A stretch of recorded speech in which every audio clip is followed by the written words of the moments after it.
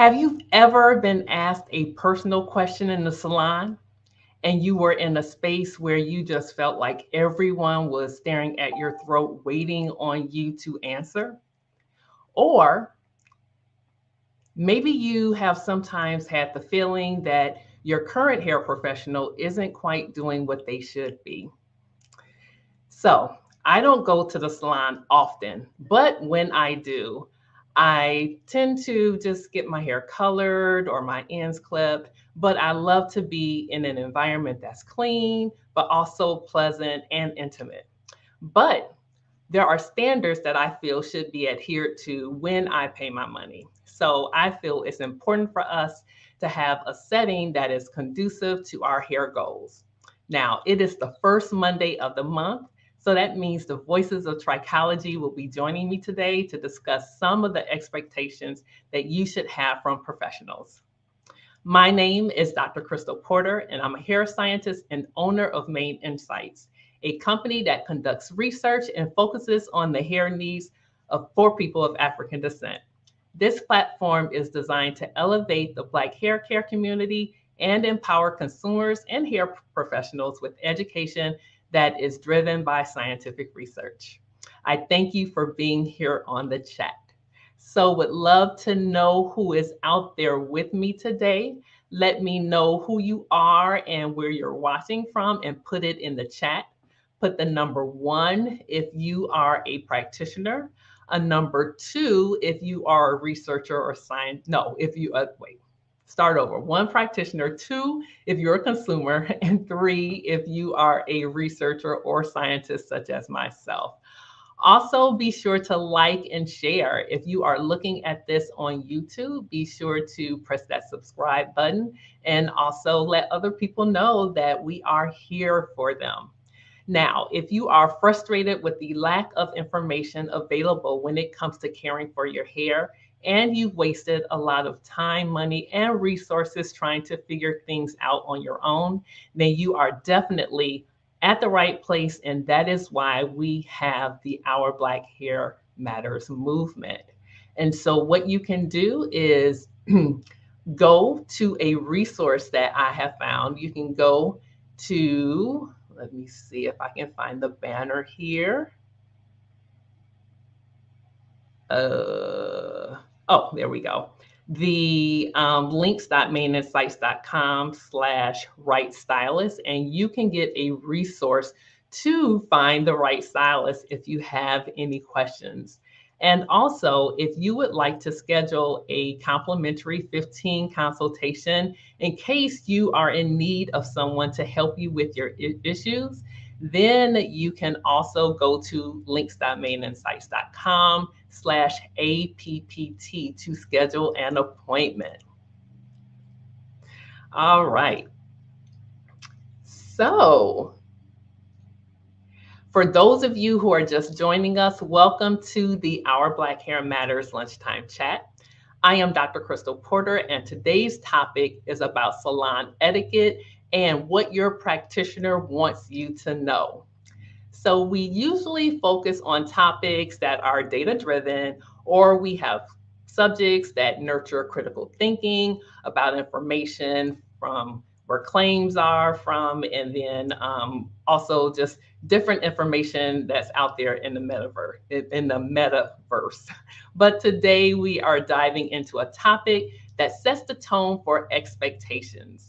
So in order for practitioners to have maximum impact, they must have a culture and behavior that exhibits respect and professionalism. And if you have problems with your hair and scalp, there is a methodical way that professionals should evaluate and execute in order to be effective.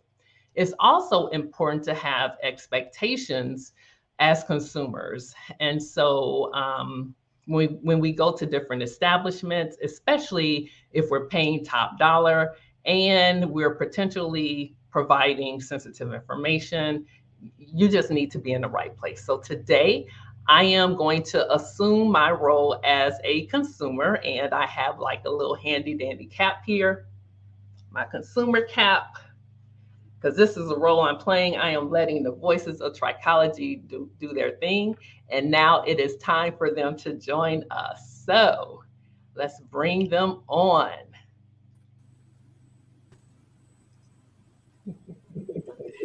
All right.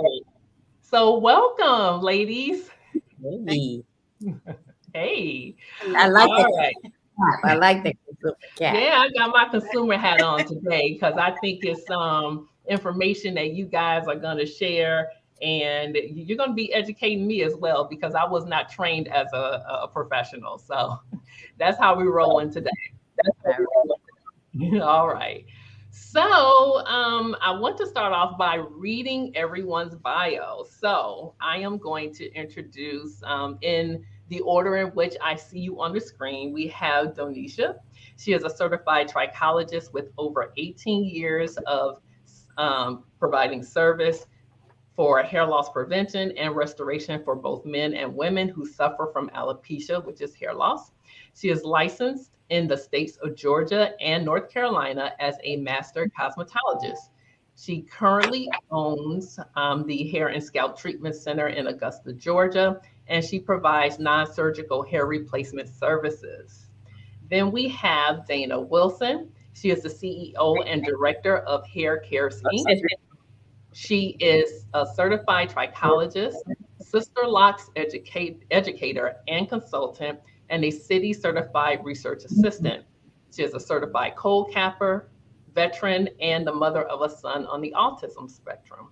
She has been a hair advocate for over 22 years, and her passion for hair ignited the very moment she started her very own Sister Locks journey in the year 2000. She specializes in supporting people who may suffer from hair loss and scalp disorders. She coaches other natural hair practitioners and locticians through their hair regeneration and prevention services. She operates through offering in-person and virtual trichology services, and she believes that every strand counts. And then we have Miss Marvelette Bailey. She is a pillar in the beauty industry and has over 30 years of experience that is backed by in-depth training, licensure, and certifications. She continued her education and training in the paramedical and science fields, becoming a trichology healthcare practitioner and a biomedical research assistant. Welcome, all of you. Thank you. Awesome. All right, we are going to jump into it because I think there's a lot to cover when it comes to salon etiquette or practitioner etiquette. And so I want to ask, what are the standards of quality that you practice as a professional? So, Donisha? Well, I like to start off by making sure that I communicate well with the client to understand their needs and their concerns. That's very important. And then when they come in, one of the main concerns is to make sure that they have a private environment so that they can feel comfortable expressing their needs. And then after, as well, in addition to that, also understanding what their history, their medications or styling practices, if they've had any surgeries, anything that can help me to better understand their situation. And that information has to remain confidential. And so they have a private confidential setting is utmost importance. Mm-hmm. So that's where I start. Now, it's interesting that you say that you have a standard for people being in a private setting, because I remember, and I wasn't even experiencing hair loss. This is just them asking me, okay, your hair is in bad shape. What have you been doing? And then I'm just kind of like, okay, everybody is looking at me. Everybody waiting on what I'm going to say. So it's like this huge spotlight.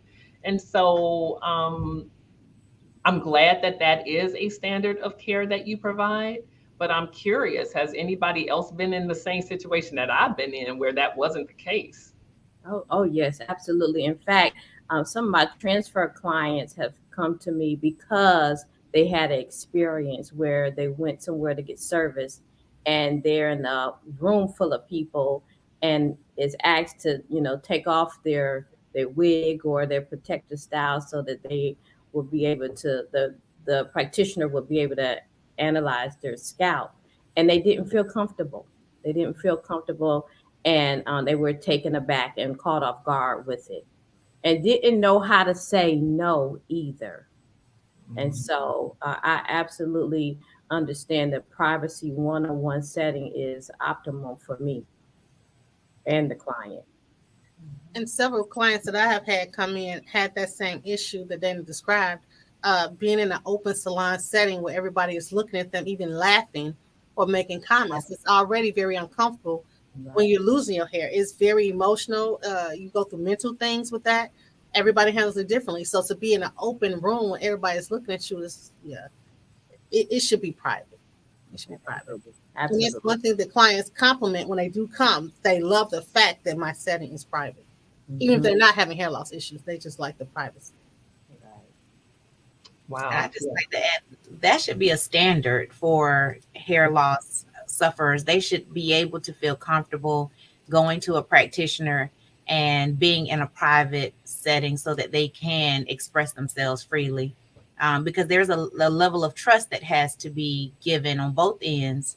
And I just feel that should be a standard across the board when we're dealing or we're servicing hair loss sufferers. They should be in a private setting. That, and then we're exchanging a lot of personal information. Yes. You got a lot of personal information being exchanged. And people do listen. Sometimes they jump in and comment. Sometimes they act like they're not listening, but they do. And I agree. And that one-on-one means also for the client not bringing friends and family with them as well, right?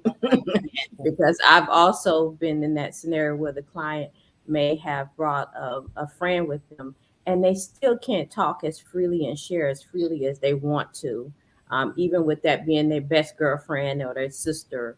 And so it really is on one-on-one consultation or a one-on-one experience. Wow. So that's interesting because when I get my hair colored, I go to a professional who's in a salon suite. But I'm thinking about that. If you bring a friend, the friend would have to literally sit outside and not be in there with you. And so it's like you would need several rooms. So that's wow. Okay. Thank you. No, I think you would probably need to just communicate with the client that this is a one-on-one experience so that they won't even bring the person. That is great information to know. Yes. So even though I have separate rooms, but I still don't. It's one-on-one. It's still kind of uncomfortable because the walls are still so thin. It's still here, So I do agree. Even if you do have multiple rooms, unless it's just huge, I still think that it's best to come along. And I agree. I'm sorry to cut you off, Dr. Porter, because I was just thinking back to a couple of instances where someone has brought someone with them for the moral support, and it does make it a little challenging for the person that's being seen or being talked to be able to be open. And a lot of times they think that just having that person there will allow them the freeness of speech, but really they shut down. And so it's not that we don't want you to have your support system. It's not that, that we don't encourage that. We do encourage you to have a good support system, because when you're going through hair loss, you need that. It's just that during that one-on-one, we want you to be able to be open. And even if the person is in the other room, just understand that having that privacy is really, really good, especially when you have very intimate questions that you may want to ask, because we bring up a lot of information during that session and we discuss a lot of personal things. And so if in that session you have, very intimate questions, we don't want you to feel intimidated or bashful or shy or shame in any way. So we practice it as a standard to keep that privacy important. It's important.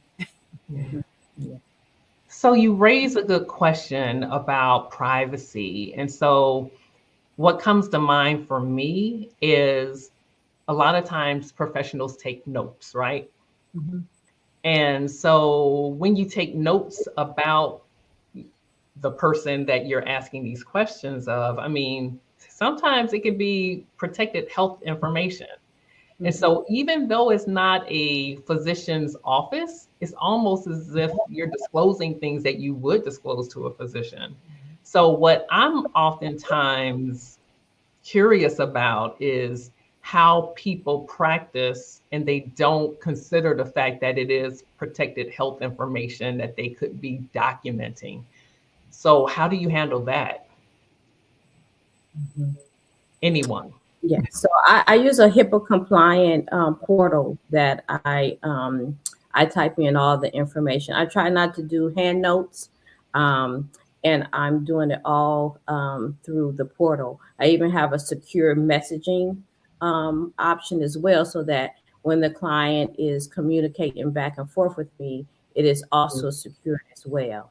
Mm-hmm. So I too use the HIPAA compliant. So I use their platform and portal, but I also do take hand notes because I'm old fashioned. I do a lot of stuff with the computer, but I like my notes. Like I still like hard copy books, so I take notes and flag stuff. But I lock it up in a secure file cabinet, and the room that the file cabinet in stays locked when I'm not using it if other people are around. And I'm really careful because sometimes we see in clients you got to pull files. So I keep files on my trichology clients as well as my regular clients. So everybody has a file and it's still personal stuff in there, even your address and telephone number.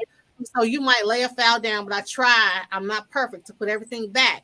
But what I do is I just lock the room that the files are in. If I'm here working, because I might leave files on my desk. And at the end of the day, I go through and put everything back. So outside of the HIPAA compliance and the portal and the secure messaging, I still lock everything up.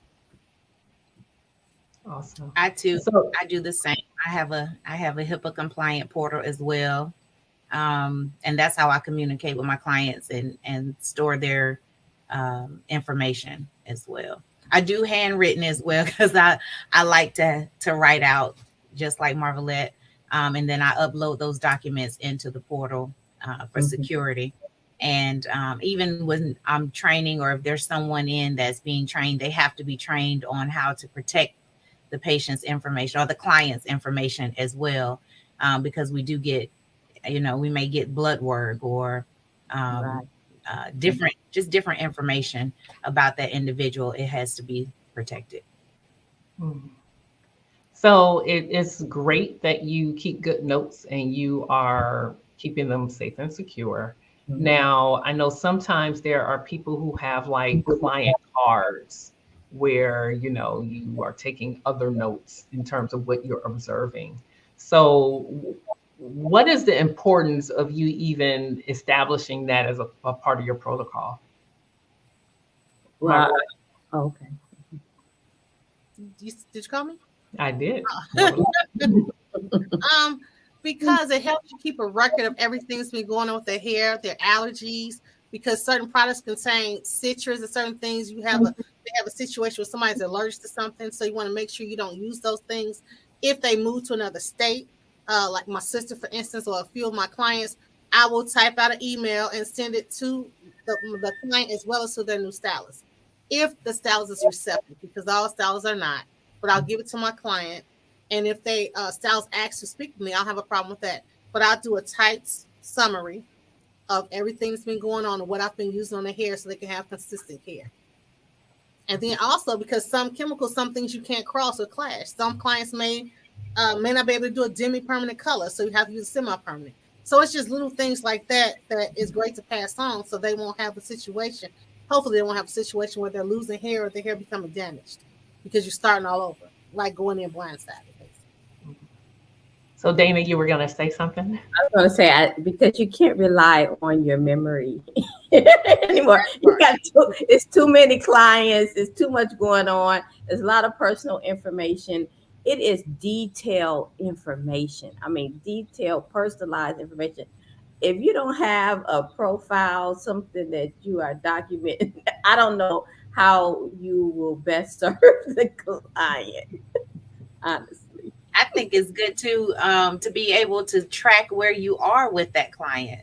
You know, Right. like Dana and Marvelette mentioned, you have this information, and so you want to know if your therapies that you're utilizing or your services that you're utilizing is working for this individual.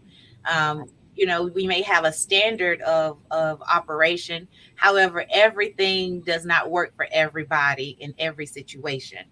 And it's good to keep notes and keep a track of that. I think it's just good practice as well to be able to keep up with what's working and what's not, and the differentials of change with individuals. Hmm. Now, we talked a little bit about the administrative part of it, because we would love for our jobs to only focus on, the activities we do, but sometimes whatever we're doing, we have to have like some paperwork or some administrative stuff. But I want to talk a little bit about things that are kind of just beyond the administrative. Like, for example, I have walked into settings where people, or professionals, I should say, they have on their flip-flops. Here I am with my baseball cap on. They have their baseball cap on. And not saying that you can't do good work with flip-flops or with a baseball cap on. But I do know that I have like a mental note. I'm like, that's interesting. So I'm wondering about your take on, what you feel should be appropriate for the setting of a clinic or a salon. Oh boy. So, Donisha, you haven't gone first. So, well, you did, but let's have you go in on that. Okay, so I'm laughing. I'm laughing because there used to be the saying that, the stylist that never has their hair done is the best stylist. Like, you may have heard that before.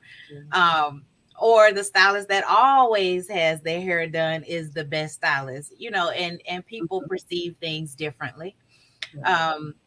But I do feel that it is important that we present ourselves in a professional manner as practitioners, and that we set the tone for what's to be expected. And so for someone to be taken seriously, you want to take your profession serious. And I'm not saying flip-flops don't mean that you're not serious about your profession. However, what's perceived may not be professional. And so when a person is looking for help, they're looking to get help from someone who understands and who's professional and who looks the part and not just sounds the part.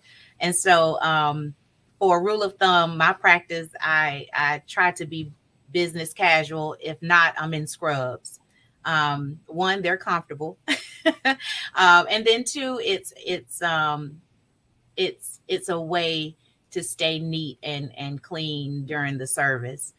We deal with a lot of scalp issues along with hair. And so having just even salon setting, just having your feet out. I know in the state of Georgia, that's not acceptable to have open toe shoes.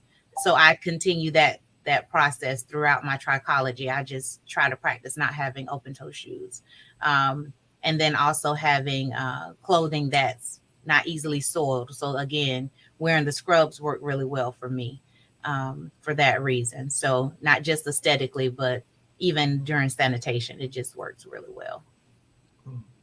And you said in the state of Georgia, I just want to say across the board, any state, it is unprofessional. It's not allowed to have open toe shoes, though people do it. It's not safe. It's not sanitary, nor exposed armpits. So it's just certain things, the standard. But it seems a lot of people get out of school and just don't practice the things that we've learned, even as far as sanitation.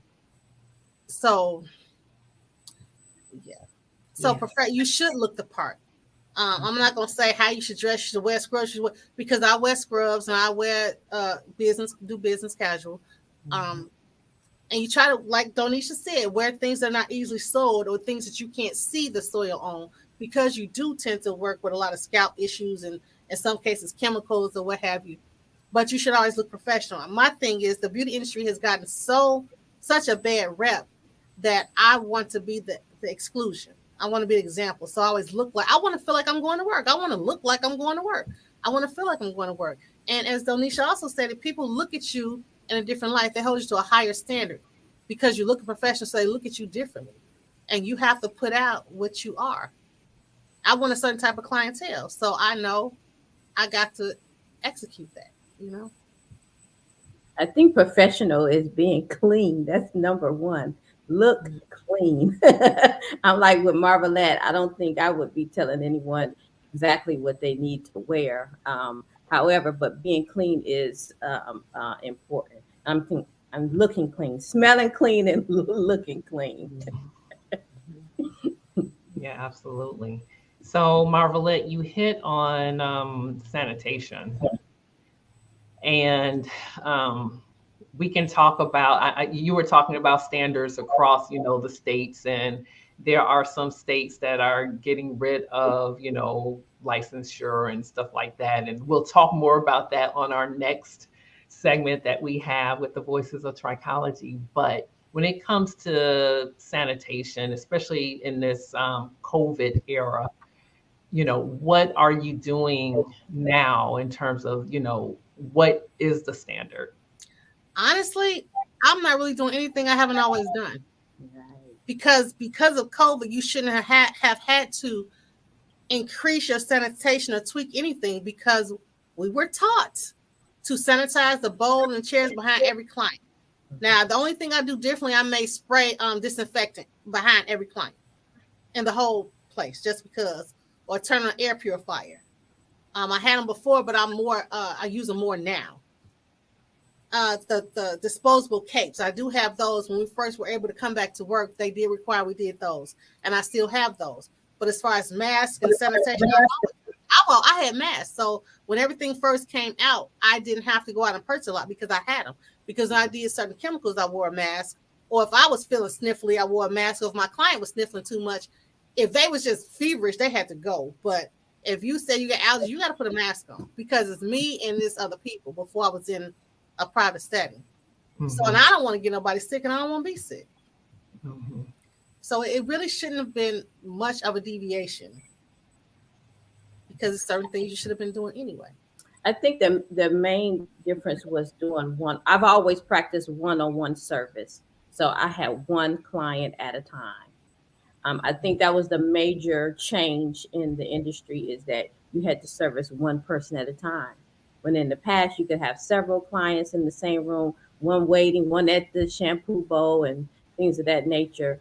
But I've always practiced one-on-one, so I didn't have to alter that. But it was the wearing of the mask that was the main difference for me during COVID. And I still use the mask at this moment. So, is there anything else to add to that? I think they covered it very well. Yeah, and Marvelette is on point with, the sanitation standards have been there. We deal with, even in the salon and Trichology, you dealing with, scalp disorders, body fluids, just a lot of different things. There were diseases out before COVID. There were things that we had to be cautious of before COVID, and we had to have good practice, or we were encouraged to. And so since COVID has happened, I have increased my services as far as my standards. So I wipe down everything on top of everything.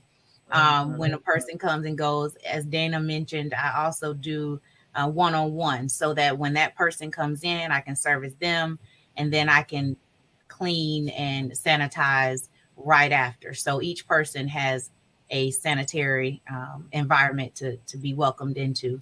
And, we see a lot of people that have underlying health conditions and compromised immune systems. And so I think that since COVID has happened, I think my senses of sensitivity towards those individuals has heightened. And so I'm a lot more cautious about how I do things in the center, just to make sure that I am keeping a high standard of cleanliness, because it is important. Awesome. Now I have a question because my screen went blank. Can you still see me? Yeah. Yes. Okay. I don't know why my screens have gone blank, so I can't see you, but we gonna keep going. Okay. Because that's what happens when you do a live, even if it's recorded. So, my next question has to do with the, oh, everything just popped back on. This is weird. All right. So, my next question has to do with multitasking. So, Dana, you mentioned that you have people underneath the dryer sometimes, and then someone at the shampoo bowl, and then someone being styled. But sometimes you have time management issues, So as a consumer, I will only experience this once, and it will be just, yeah, I will be such a nasty person if I am like waiting for like an hour before I can be seen. So time management and the etiquette when it comes to that, because I have heard that some stylists are charging late fees, but then if they're running late, the client usually doesn't get a break. So I'm just curious about your take on that. While I think that is totally unacceptable for a client to come in, late, especially if you don't say or even at least ask if you're going to be late, if that's going to be a problem or if you need to be rescheduled. So I'm just curious about that because I think that can destroy the optimal relationship. So anybody wants I was just using that as an example of that is common in the industry, that people are multitasking on clients, but I never did. I've always done one-on-one services. So even during COVID, I didn't have to change my practice. If you schedule with me, I have dedicated time for you, and that's it. So there's no person under the dryer while I'm working on you and things of that nature. So for time management for me, I'm allotting the amount of time that I believe that it's going to take for me to service you, because I've done a transfer consultation with you. So I've assessed what I need to do. So I'm allotting the amount of time that it is required for that service.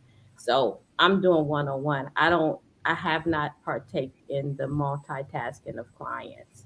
In regards to like being late, that's my pet peeve. My time is very precious. And that's one of the things that I talk to my potential client during the consultation is about honoring each other's time. So I am ready to go when you show up. Prior to you showing up, I'm ready for you. And for whatever reason, I've had this same courtesy with my clients. And then if in fact they're running late, they will communicate that. And so because that doesn't happen very often, it's no big deal if they're running late, because I know it's for a real reason. It's not just because, just because they can. And so how far in advance should a client contact you if they're running late? And what is like the maximum before they need to reschedule? And I know that it's going to differ from practitioner to practitioner, but I'm just curious about you. Typically for me, for 30 minutes that's gone too far. 30 minutes has gone too far. And typically my client will let me know 30 minutes prior that they're going to be 15 minutes late. Okay. Yeah. Okay. So 15 minutes is a grace period. Yeah, 15 minutes is great. But 30 minutes, we're going to have to reschedule the appointment. Okay. Because I don't want it to impact the next client, because I have allotted so much time for your service. Yeah, it's a cascade effect, right? When one gets thrown off, then the whole day. Yes. Yeah. Anybody else want to weigh in? No, I just said 15 minutes is the grace period. Unless it's a situation where you're caught at a train, because a lot of trains over here where I am. But again, it depends on when my next client is. So I can't allow you to infringe on their appointment because they paid or held their slot just like you did. So you have to reschedule. It's not personal, it's business. Yeah. Because you have to treat people the way you want to be treated. I know I can be very impatient. Yeah. And having somebody wait an hour, I can honestly say, yeah, I don't do that because I don't I try not to do anything to people I don't want done to me, and that's just not to me. That's not professional. But if the clients don't say anything and they keep coming back, why would the practitioner change? Mm-hmm. People are allowing this. They'll talk about it amongst each other, but they'll stay and won't necessarily say anything to the practitioner. Or even if they do, they keep going back and accepting this behavior. And that's not okay. Mm-hmm. I agree. I think it's I think in the salon setting, prior to COVID, now I do believe that things have changed. But prior to COVID, it was kind of the way of the salon to have 50 people in at one time. Like you are doing your thing. If you can get in as many people, work them as quickly as you can and get them out. Like that was the idea of what a salon setting was, you know. So a lot of people just accepted the fact that, okay, I'm going to the salon. This is going to be all day. I'm going to be there all day. Right. Until the person gets that practitioner that says, no, you know, if I have you scheduled for 2 hours, you'll be here for 2 hours. And so, or an hour. But I think it's very good practice for safety. Now that everything has changed, definitely you want to have those one-on-one sessions, but then to just being mindful of others, because you're not the only client, and we're just individual people trying to service as many people as we possibly can. So our time is very important, and so is the consumer. And I too, 15 minutes is my grace period. Anything after 15, I have to reschedule, because then it cuts into my time of being able to service you to the fullest extent and to the best of my ability. And then the next person. There's a lot that has to be done, a lot of information that's gathered, a lot of information that needs to be put into the system. There may be a follow-up. There's a lot that happens during those appointments. And so just being mindful of the other person's time will keep it where that exchange can be a positive one, and nobody's aggravated and frustrated, because you don't want to go to a practitioner that's frustrated because they feel like you don't respect their time. And you don't want to sit in someone's chair and you're aggravated and you're like you said, Dr. Porter, you know, I've been waiting an hour. What y'all been doing? And that's not a pleasant experience. So I think it's just good that we respect each other's time and check with your practitioner. I mean, most of us very open about our time policy and our expectations. And so if your practitioner gives you 30 minutes, you know, respect that. If she gives you 15 minutes, respect that. If there has to be a 24-hour cancellation policy, respect that. And then allow your practitioner to be able to perform at his or her potential to service you. I'm sorry. Go ahead. No, go ahead. I just want to add one thing. Just because the practitioner may allot 15-minute grace period or a 30-minute grace period does not mean that you have to utilize it every single time. that can also become a problem. Thank you, Marvelette. I was only gonna. So, as a consumer, I have also been notified by the practitioner if there is a delay. And so when that happens in advance, I am grateful. I mean, now sometimes if I have back-to-back things that I'm doing, like I allot a particular amount of time, okay, this is how long I'm gonna be there. And if it feeds into that, then sometimes I may need to reschedule now. Mm-hmm. But I'm just saying it works on both ends. Sometimes the client can contact when they're running behind, but if the practitioner is running behind, I like to get that phone call. That's mutual respect both ways. Absolutely. Agree. Yeah. Now you mentioned Dana, that you are like ready. You're like, I you am. know, you have everything in line and you are ready to go. And you mentioned that you also do a thorough consultation. Mm-hmm. So I want to talk a little bit about consultations because oftentimes people go in for any particular service. So talking to the voices of trichology, a lot of times it's some hair issue that they're going through. Right. But all of you also service for aesthetic needs as well. And so how important is that consultation for you to get, the information? I know we've talked about this in the past, but I think when we're talking about etiquette, it's appropriate to mention that again. So how That important is that? yeah, that consultation that sets the tone. The consultation, you're deciding too if you're good partners for one another. If am I the right practitioner for you? Are you the right client for me? That's one of the things that we're trying to figure out in this consultation. Of course, we're asking questions and sharing information so that I can see how I can service you. And even with transfer clients, meaning that somebody want to just get a service real quick outside of maybe some hair loss issues, I always do a transfer consultation. If somebody say, "Oh, I just need you to retighten my hair," well, let me see what I'm retightening. Let me see what I'm working with here before I am obligating my time or putting you on the schedule. I need to see if we're going to work well together. So that consultation, I cannot do anything without the consultation. I have to know what I'm dealing with. Anything else to add? Uh, Dana hit the nail right on the head. The only other thing I could possibly say to that, um, this goes back to me as far as not doing chemical services on the first time. Only thing I can give you is a shampoo because I have the water's going to tell me a story, probably a different story from the story you're telling, and another story from whoever your previous stylist is telling. I need my own records. Like a lot of doctors you go to, they want their own blood work, they want their own tests. I want my own results. Like I need my own notes to see what I'm going with.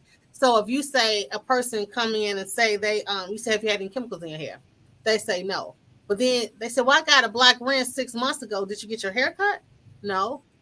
What's still there on the ends? It's residue still there. So to them, they might not have nothing in their hair, but to me, I know it's something present. So that's why it's important to do the consultation, ask a lot of questions, and take your own notes. And terminology, I'm going to go to that too. Because a lot of people say, have you had a chemical? Well, I got a perm. So you had a carefree curl, wave nouveau? No, no, then that's not a perm. Terminology is so important because I did have a client who moved to Ohio, I think. And she went to a salon and asked for a perm. Well, they gave her a perm, which was ammonium thioglycolate. Her hair fell right out in the bowl because she said perm. She did not say relaxer. That's why terminology is very important. So when my clients do use the wrong terminology, I do correct them. And they'll keep doing it because that's what they've been conditioned to do, but I'll keep correcting them. Or not, let's say, what's this? I'll just say relaxer. I'll just do that. And I'll tell them why I do it. And I'll tell that same story about that client because terminology is important. Some people say, I get a color with my relaxer. She just used 10 volume. That's a permanent color with a relaxer. So understand what you're saying. Understand what the practitioner is doing and why. So a habit, even before I became a teacher, I guess I was always a teacher at heart. Everything I do, I explain what I'm doing and why I'm doing it. And I guess that was just me early on, just memorizing everything or just repetition. So I'm saying it out loud, but I'm educating my client. But I still do this to this day. I use the neck strip because it's a barrier between you and the cape. I put this cape on multiple people a day, even though I have a lot of them. So it's very rare that I do use the same cape on somebody because I have a lot. Then I have disposable ones. But this is why I do this. Because a lot of people take it off. Like, okay, you do understand why that's there, right? And so once I broke it down, they asked for it, It's just little things like that. Educate your clients because common sense ain't so common. And if this is not their world or their arena, they don't know. That's why they come into you or to us. Yeah. Mm-hmm. Yeah. Yep. So anything else to add? Just want to make sure before I jump to the next subject. I'm just going to reiterate that in those consultations, I agree with Dana and Marvelette as always, because they articulated very well that what to expect. Like Dana mentioned, in the consultation, it sets the tone. And Marvelette mentioned, we have to have an understanding of what's been going on, what has happened prior to you coming in.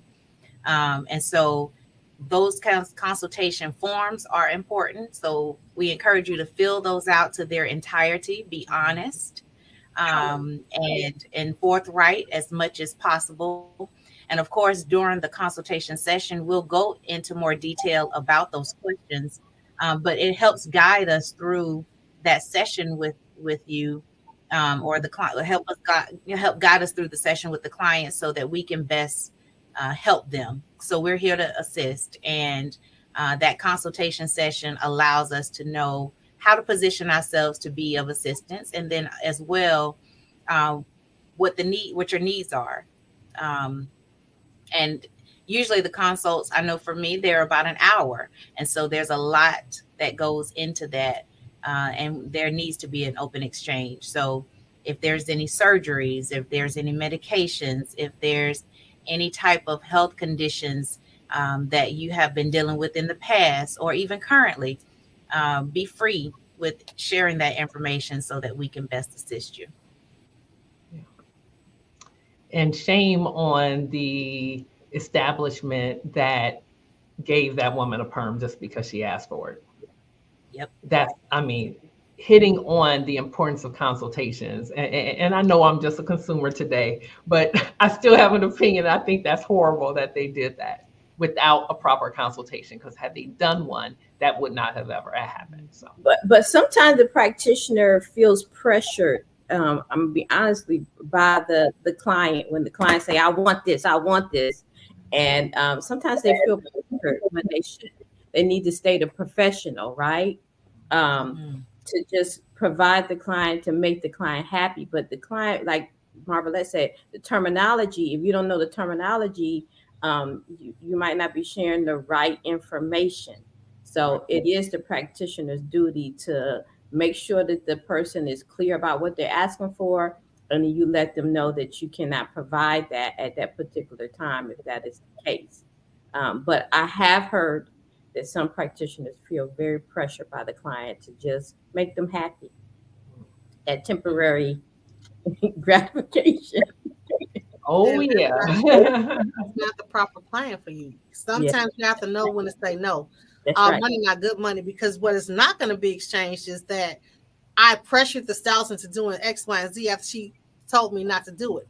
A better judgment was like, that's not safe, but they did it anyway. So they're going to stay in turn. 9 times out of 10, that stylist took my hair out, but you didn't play the part you played in it. Even though realistically the stylist is still at fault because you're the professional. So you have to know when to turn people away.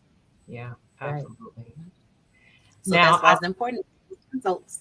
Got to do the consults, even if it's a 15-minute just to understand their needs, or 20 minutes, just something as a preliminary before moving forward. It's so important. And make sure you're on the same page. What are your expectations? What can I guarantee? You can't guarantee anything, but if you're on this page and I'm on this page, we're not a good fit. So it's not going to work. I can refer you to somebody else, or I can just turn you away. I can, and even if I think it's something you want that's against my better judgment, because I know it's not going to work for your hair, I can't even really refer you to anybody else, because to me, I still play the part in that. Because I know your hair going to fall. I have had several people come back 6 months, 3 months later, say, I was scared to come back to you because you told me not to do X, Y, and Z, but I went and did it. Now I need you to help me grow my hair back. Well, sure. Now we're on another higher bracket, because this is something different I got to do. Now, I can't end this discussion without talking about some of the things that I've heard about technology, because I'm an advocate for professionals like getting booking apps. It is unbelievable to me in this day and age how people, especially barbers, how they can operate by text messaging, and then you don't hear whether or not, you can get in to see them until like 3 days after. That's just crazy to me. Technology exists so that it can make your life easier. And I think it's for a nominal cost. I don't think it's that much money, but there's a catch-22 when it comes to technology, because it also sometimes gives clients access to you. And so I want to talk about technology a little bit and expectations for that. So Dana, Dana may not be available, but Marvelette, you want to start off on talking about how technology has helped you and maybe hindered you somehow? So it has helped me because I don't have to stop what I'm doing or make appointments, because they can do it online 24/7. Mm-hmm. But I did have to. Technology has also been kind of not so great, because people may feel like they have 24/7 access to you. Mm-hmm. Do not text me at 2:00 in the morning, ask for an appointment or to cancel an appointment. I'm asleep. Or even if we're friends or I know you're outside of the business, if you're texting me about business things, don't call me and text me outside of business hours. Don't call me on a Sunday to ask me about your hair. Don't call me at 8:00 at night when my hours are on my website and my phone.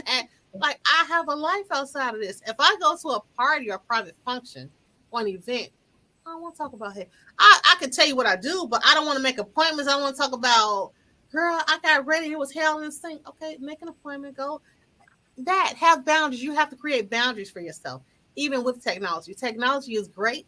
And another thing I tell people in the past, if you're calling me to book an appointment, those who don't want to go online, and I'm doing something, I may book it on the wrong day, the wrong time. Well, that's not kind of on me, because you should go to the website. That's why it's there. I pay for a service.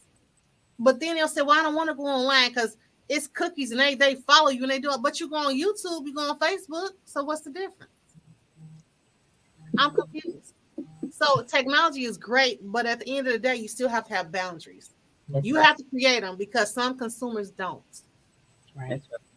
And I think that's something that you can share at the consultation as well, how your communication expectations and how that works, because we are in the right now culture. I think when you send that email that you're getting it right at that moment. So if you let the client know that, hey, it's a 48-hour turnaround on emails or something, so you're setting the expectations from the beginning. Yeah. You can do that, and they still. I know. They'll send a text message. I'm working. I'm not looking at my phone. Then they'll send another one. Then they'll call at the phone and runs to make you look at the phone. What about the Facebook calls? The calls through Facebook. I'm like, wait, how am I supposed to stop what I'm doing? I ain't been on Facebook all day. I don't do that, because I don't do business through Facebook. I don't do business through Instagram. So don't book appointments that way. If you see my whole website on my profile, you in turn inbox me, you want to ask me all these questions, do a consultation. I'm glad you said that, Marvelette, because people are DMing on the Instagram and on the Facebook, however they can get to you. And sometimes they're doing that prior to even knowing where to go to be in contact with you. So it's not always just them invading on your time and space. They just seen somebody out there and they said that you did their hair, and they just looked you up on Facebook or Instagram, and there you were. Okay, so I'm not talking about those. Yeah. I'm talking about after you send your information, after they research, say, hey, go to my website, book a consultation, or when are you free for us to talk and do a complimentary or a Zoom or whatever, and then they still messaging you. Yeah. But I'm rude if I stop responding, because I'm working. Right. And I'm not being rude. I'm just, you're working. I here to strict hours of operation schedule. If my hours are from 9:30 a.m. to 5:30 p.m., those are the hours that I'm able to communicate. And if you call me and I'm not able to answer, and I'll tell my clients, hey, I'm the only one at the office at this time. So if you're not able to reach me by phone or email, leave a message. There are so many times people will call and won't leave a message, and they'll say, oh, I called you a couple times. Well, how do I know you called if you didn't leave a message? I don't go through my call log and be like, oh yeah, okay, there goes such and such and such. No. I go through my messages and then I return accordingly. So, just understand that we're human beings like everybody else. Yes, we are super women and men. However, there's boundaries. There's boundaries. And so during hours of operation, I do the best that I can to return your call or your text. But anything during evening hours, I'm not available. Weekends, I'm sorry, I'm not available. I will reach back out during normal business hours. I have that on my voicemail, and I stick to that. So I think some of it too is that we have to set that tone and stick to it. Stay in that mode of these are my hours of operation, and this is the times that I can service you. And then the client also has a responsibility to respect those boundaries as well, and respect the practitioner's guidelines and orders of operation. And so I think that if we're very clear on it and we make it clear to them and we encourage them to adhere to it, I think that it changes the dynamics of their expectations, and it minimizes those situations as much as possible. But people are going to be people, and things are going to, they're going to do what they do. They're going to reach out as best they can. And so, yeah, that's my 2 cents. Well, thank you so much. Really appreciate it. I just want to take just 2 minutes to kind of wrap up everything that we've talked about. So basically, thank you. And I want to talk about how to partner with your practitioner to optimize your experience. And I would just like to highlight some of the things that you've already spoke of. So does anyone want to add how do you do that? How do you create that essence of a good relationship, as you said, Dana? Communication. That's the huge thing, is communicating.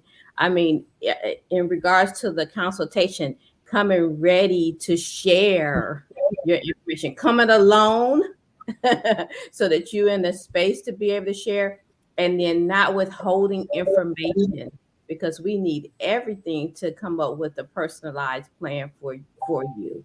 I mean, surgeries, I know it's a lot of personal information, but we wouldn't be asking if it wasn't a need for it. So communication, even in regards to, we were talking about being on time, if something's going on, letting us know ahead of time so that we know what we're doing. We're not sitting there waiting for you. You're not going to be there. But so communication is key to creating a great relationship with your practitioner, and then a great rapport as well.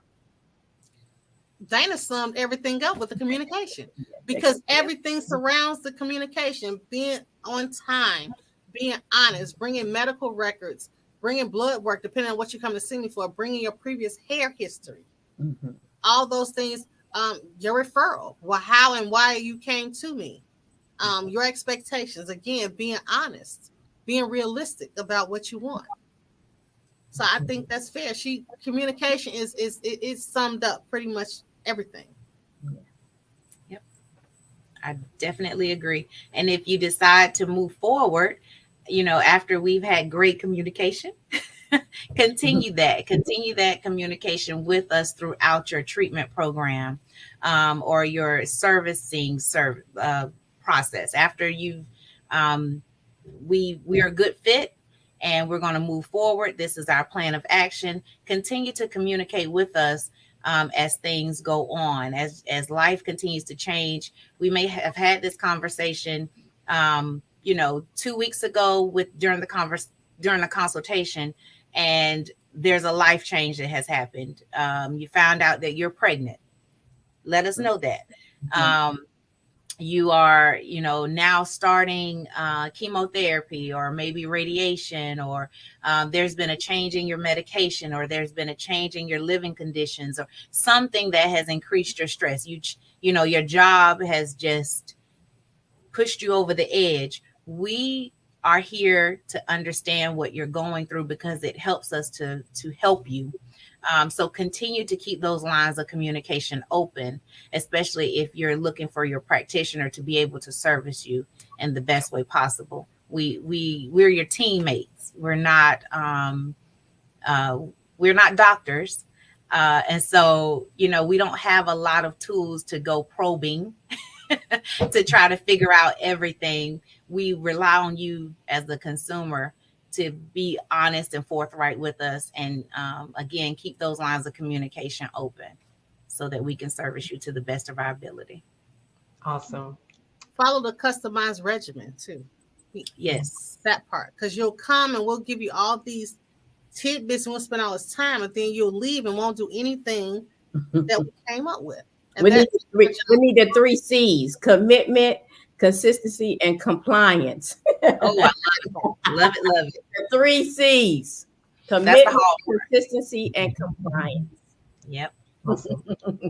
We will be good. Awesome. Thank you for providing that. And I love the fact that you always provide your expertise and direction. And I have to say, I continue to be proud of your contributions to the industry. So thank you so much. Thank you. So if you watched a replay, be sure to post your comments and questions. Also, if you are one of many who need any assistance when it comes to help you or needing some help, you can go to, give me a second, let me pull up this banner. You can schedule a 15-minute complimentary appointment with the team that you see here by going to links.maininsights./APPT, maininsights.com/APPT. I said that incorrectly. All right. And so once again, thank you. And as always, remember that our Black hair matters, and take care and love on hair. Bye-bye. Bye-bye. Bye.